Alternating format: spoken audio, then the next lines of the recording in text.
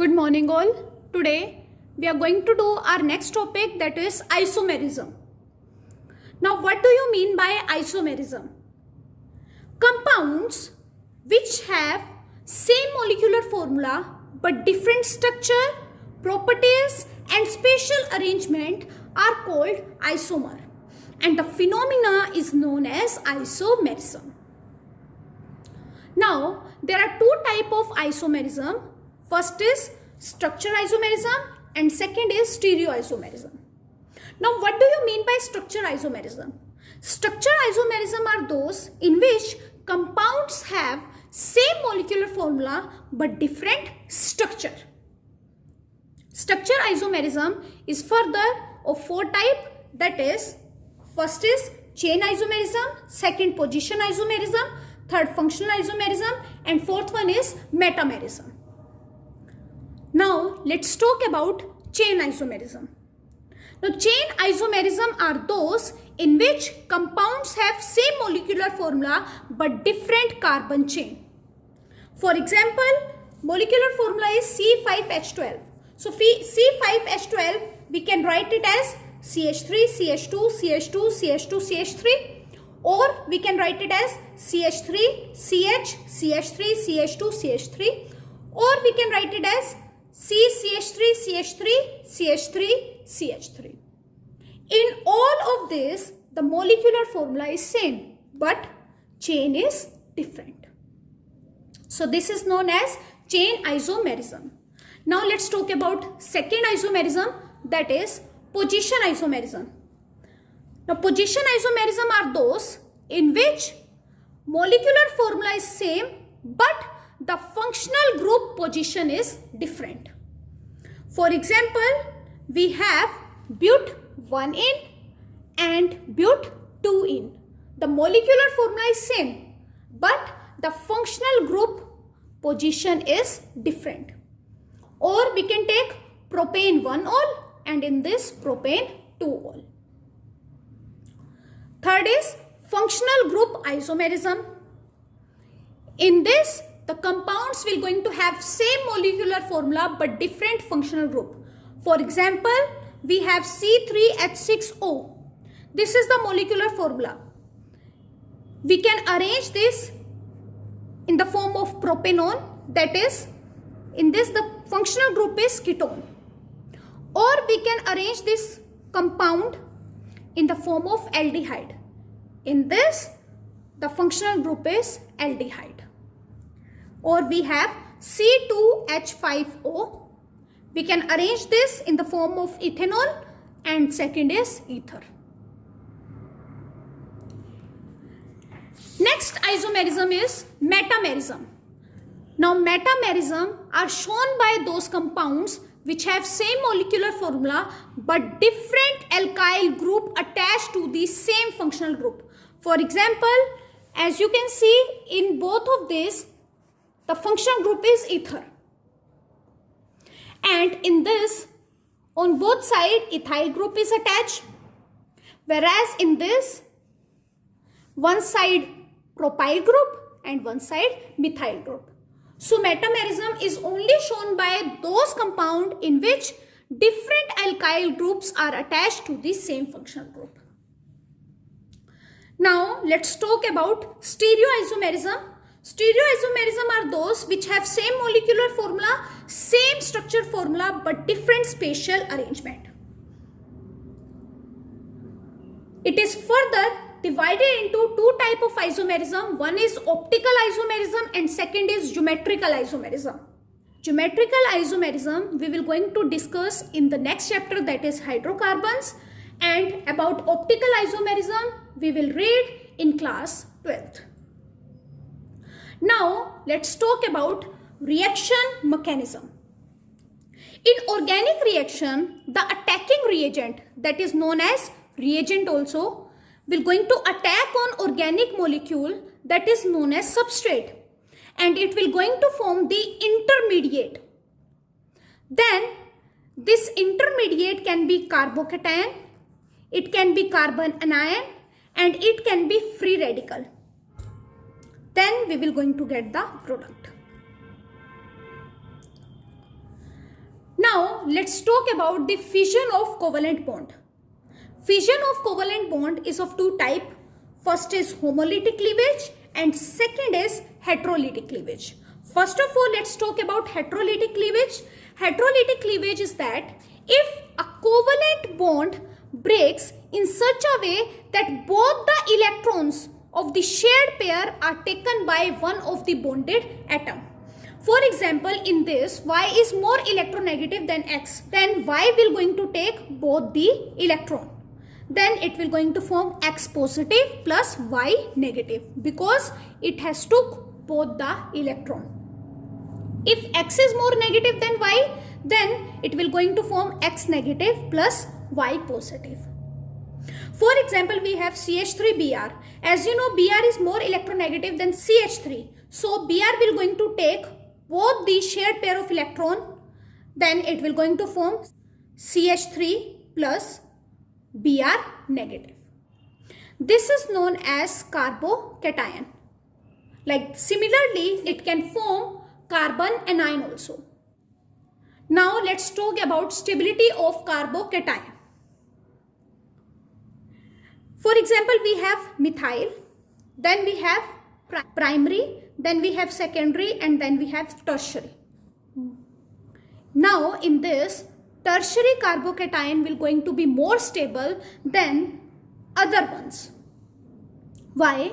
Because tertiary is having 3 methyl group, and methyl groups are the electron releasing group, and on this carbon positive charge is present.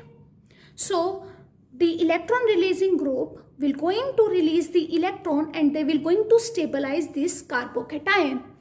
So more number of methyl group is present, more will be the stability of carbocation. So due to this, tertiary carbocation will be more stable than secondary, then primary, and then methyl. Now let's see stability of carbon anion. Carbon anion means carbon will going to have negative charge. Now as you can see in this, already carbon is having the negative charge, means excess of electron is present on the carbon and it is attached with the 3 electron releasing group in case of tertiary. Then these 3 electron releasing group will going to unstabilize this carbon anion. So in this case, this methyl will going to be more stable than primary, then secondary, and then tertiary. Now let's talk about homolytic cleavage.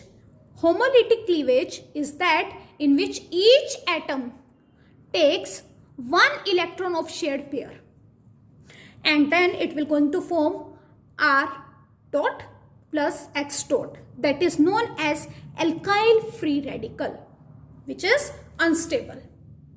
Now free radical means it also need electrons. So in this case, if we will talk about stability, then again tertiary will be more stable because it also need electron, and in tertiary it is attached with the 3 electron releasing group. So they will going to give the electron to this free radical carbon and they will going to stabilize this. So in this case, tertiary will be more stable than other ones. Now let's talk about electrophile and nucleophile.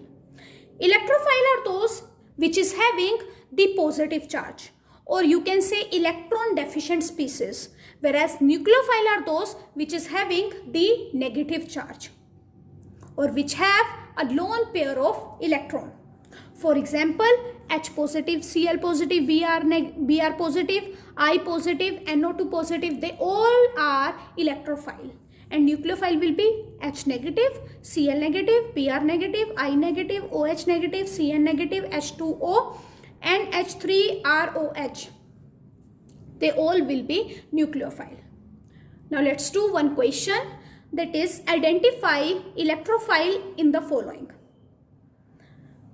Now as you know, in this oxygen is more electronegative than this carbon, so it will going to attract the shared pair of electron towards itself, so it will going to be partially negative charge and this carbon will going to have partial positive charge. So in this case, this carbon will be electrophile. Now same in this case, nitrogen is more electronegative than carbon, so it will going to attract the shared pair of electron towards itself and it will going to have the partial negative charge, and this carbon will going to have the partial positive charge. So this carbon will be electrophile. Now in this is halogen. As you know, halogen is more electronegative than carbon, so it will going to have the partial negative charge. This carbon will going to have the partial positive charge. So this group will be electrophile. Now let's talk about types of organic reaction and mechanism. So the first reaction is substitution reaction. Now what is substitution reaction? A reaction in which an attacking species, the attacking species can be electrophile, nucleophile, or it can be free radical, directly replaces an atom, or you can say group of atom in the substrate is called substitution reaction. For example, we have methane and we are reacting it with Cl2 in the presence of sunlight. Then it will going to give us CH3, Cl, and HCl will come out. Now in this you can see that one chlorine has been replaced one hydrogen. So this is known as substitution reaction. If substitution reaction is brought about by the free radical, then it is known as free radical substitution reaction. If the substitution reaction is brought about by the electrophile, then it is known as electrophilic substitution reaction. For example, we have benzene and we are reacting it with RCH2X. Now in this, as you know, X is more electronegative, that is halogen. So it will going to have a partial negative charge, then RCH2 will going to have a partial positive charge. So this is an electrophile, and if this is attacking on this carbon and replaced this hydrogen, this is known as electrophilic substitution reaction. Similarly, if the substitution reaction is brought by the nucleophile, then it is known as nucleophilic substitution reaction. For example, we have RX and we are reacting it with KOH. Now in this, as you know, on OH will be the negative charge. So this will going to attack on this carbon and K will going to take this X. So it will going to form ROH plus KX will be out. Now let's see our second type of reaction, that is addition reaction. Now what is addition reaction?